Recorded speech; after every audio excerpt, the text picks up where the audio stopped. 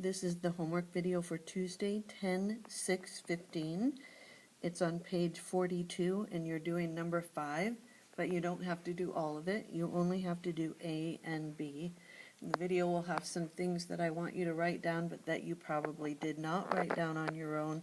So make sure you're both watching and listening to the video so you can get credit for watching the video and adding things onto your paper.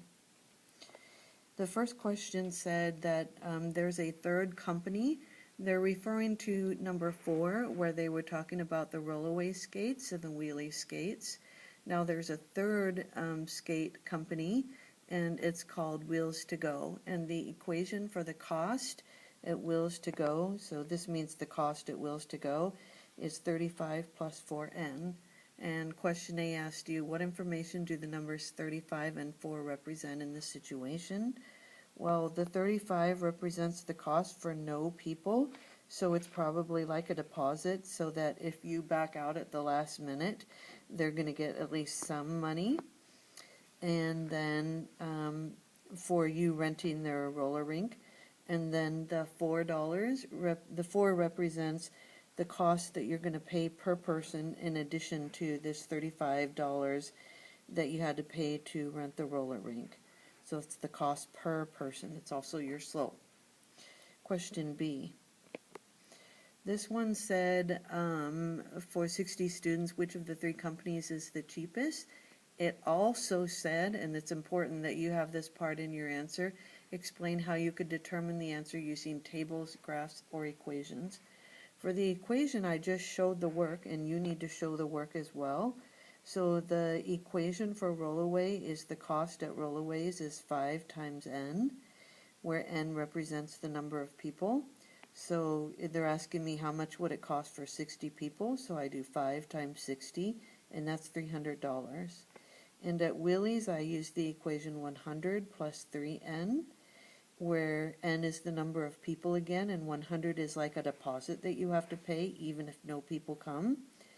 And so you're going to put the 60 in where the n was because it represents number of people.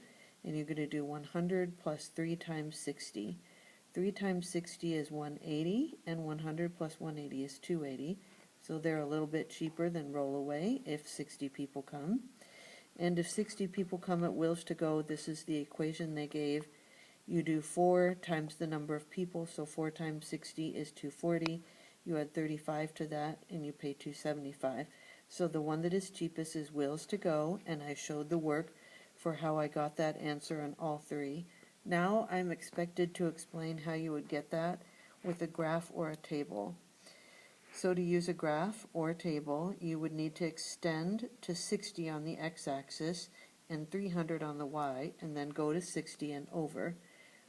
I'd like you to copy both of these examples down that I have. This is how you would do it on the graph, and this is how you do it on the table. And notice that I only did the 0 values for the table and the 60 people values on the table, and you may skip all those in between. Also notice that I didn't count by ones, because counting from 0 people to 60 people by ones would be ridiculously time consuming and would also take a lot of paper. I'll start with the graph, which you need to make absolutely sure you've copied down on your paper. This is people here, and this on the y-axis is cost. The first thing I did is put a 60 here, because you'd have to extend to 60 to find that, and I put a 300 up here because that was the most expensive company.